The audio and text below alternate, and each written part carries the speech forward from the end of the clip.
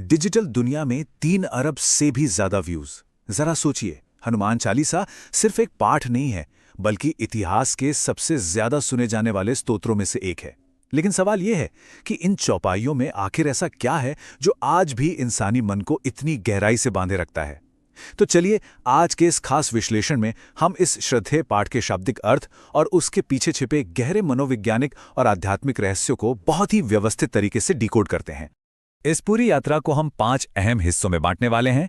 पहले हम देखेंगे ज्ञान और बल का आवाहन, फिर हनुमान जी का अद्भुत स्वरूप, उसके बाद उनकी राम भक्ति, सुरक्षा और आशीर्वाद, और आखिर में बात करेंगे उस परम आध्यात्मिक फल की। चलिए, पहले हिस्से से शुरुआत करते हैं, ज्ञान और बल का आह्वान, जिसका सीधा सा मतलब है अपने मन की शुद्धि करना। अब देखिए, सबसे दिलचस्प बात क्या है।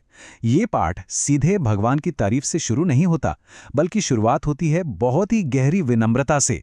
बुद्धिहीन तनु जानिके सिमरो पवन कुमार, मतलब ईश्वरीय मदद मांगने से पहले ये स्वीकार करना कि भाई मुझ में बुद्धि नहीं है और मैं पूरी तरह से पवन पुत्र के स्मरण पर ही निर्भर हूं।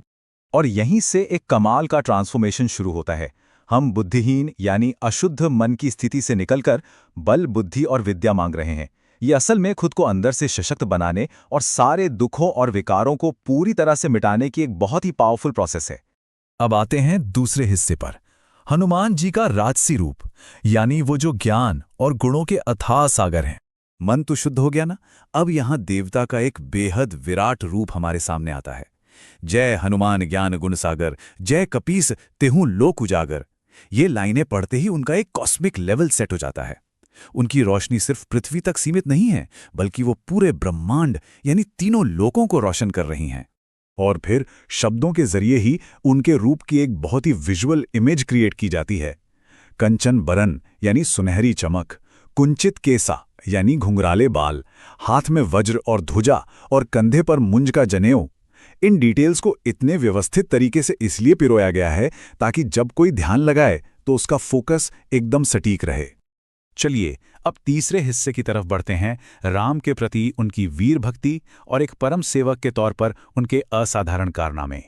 अब सिर्फ ये जानना काफी नहीं है कि वो कौन है, बल्कि ये भी देखिए कि मिशन के हिसाब से वो खुद को कैसे ढाल लेते थे। सीता माता के सामने गए तो एकदम विनम्र, सूक्ष्म रूप ले लिया। लंका जलानी थी तो भयानक, विकट रूप ले लिया। और जब राक्षसों का संहार करना हुआ तो विशाल भीम रूप धारण कर लिया। और फिर लक्ष्मण जी के प्राण बचाने के लिए संजीवनी लाना, मतलब भक्ति के मार्ग में जो भी जरूरत पड़ी उन्होंने तुरंत वैसा ही रूप ले लिया।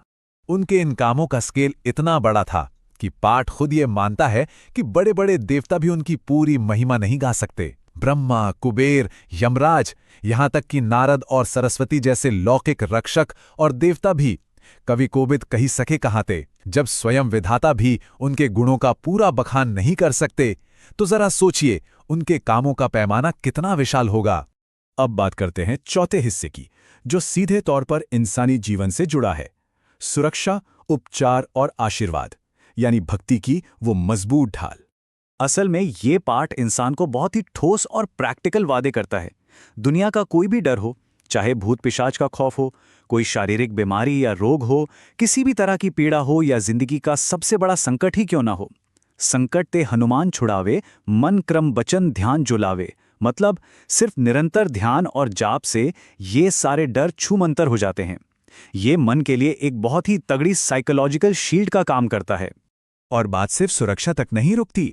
श्रोतपाठ उन्हें अंतिम सांसारिक और अलौकिक वरदानों के दाता के रूप में भी पूजता है। अष्टसिद्धि नौनिधि के दाता, असबर दीन जानकी माता, यानी माता सीता के उस खास आशीर्वाद की वजह से वो 8 तरह की अद्भुत अलौकिक शक्तियों और 9 दिव्य निधियों को प्रदान करने वाले परम स्रोत बन गए हैं।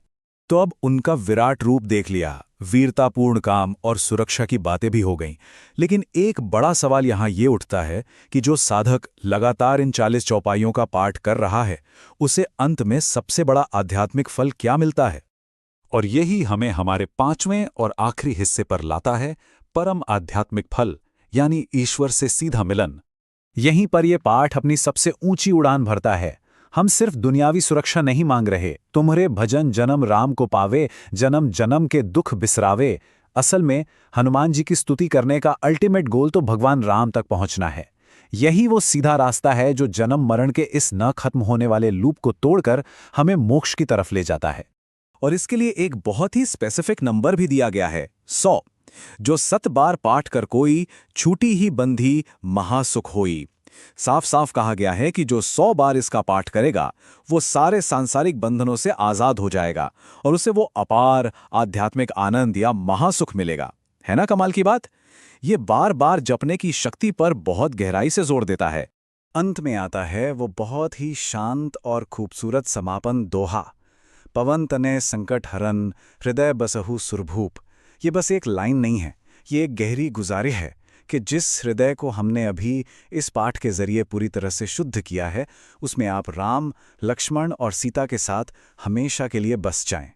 तो इस पूरे विश्लेषण के बाद एक बहुत गहरा विचार मन में आता है। इन शक्तिशाली विजुअल्स और शब्दों को बार बार दोहराना आज हमारे अपने मन के परिदृश्य को किस तरह से बदल सकता है? शायद यही वजह है कि सदियों पुराने ये वादे आज के इस तेज तर्रार डिजिटल युग में भी अरबों लोगों को इतनी शांति देते हैं। मानव मनोविज्ञान को इतनी गहराई से बांधे रखने की ये जो अटूट ताकत है ना, सही मायनों में यही इस स्तोत्र की सबसे बड़ी जीत है। इस खास चर्चा में साथ बने रहने के लिए बहुत बहुत शुक्रिया।